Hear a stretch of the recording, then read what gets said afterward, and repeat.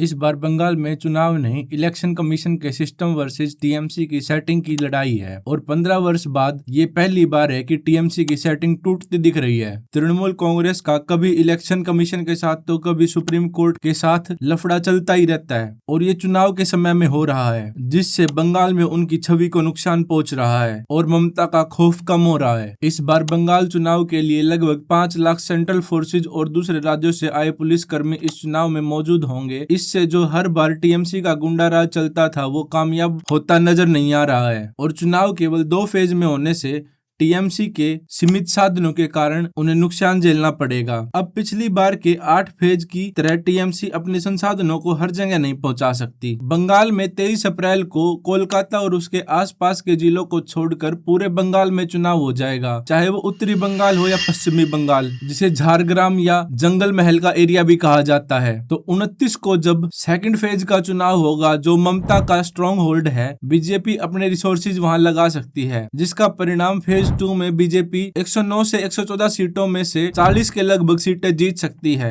जो सरकार बनाने के लिए मददगार होगा। इलेक्शन कमीशन ने इस बार एक और चीज की है, जो बूथ मॉनिटरिंग का नया सिस्टम है, उससे धांधली में काफी बड़ी कमी आएगी। सबसे पहले 100% सीसीटीवी मॉनिटरिंग। इलेक्शन कमीशन का कहना है कि अगर इसमें 10 मिनट की भी बाधा आती है मॉनिटरिंग में सीसीटीवी की, उस बूथ पर रीपोलिंग होगी। 100% वेबकास्टिंग।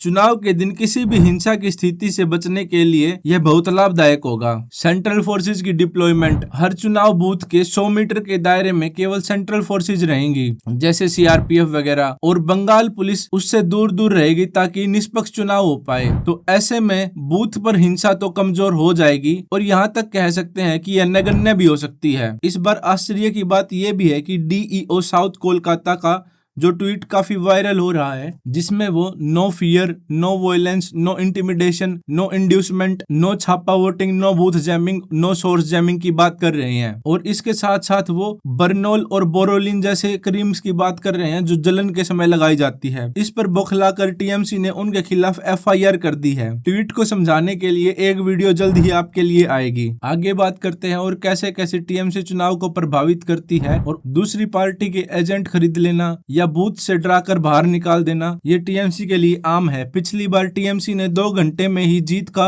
ऐलान कर दिया था, लेकिन इस बार इलेक्शन कमीशन ने पूरा पैटर्न पकड़ लिया है। तो देखना ये होगा कि 4 तारीख तक नतीजा किस तरफ आएगा। आपके क्या विचार हैं इस बारे में, कमेंट करें और वीडियो को लाइक शेयर सब्सक्राइब करें। राम राम।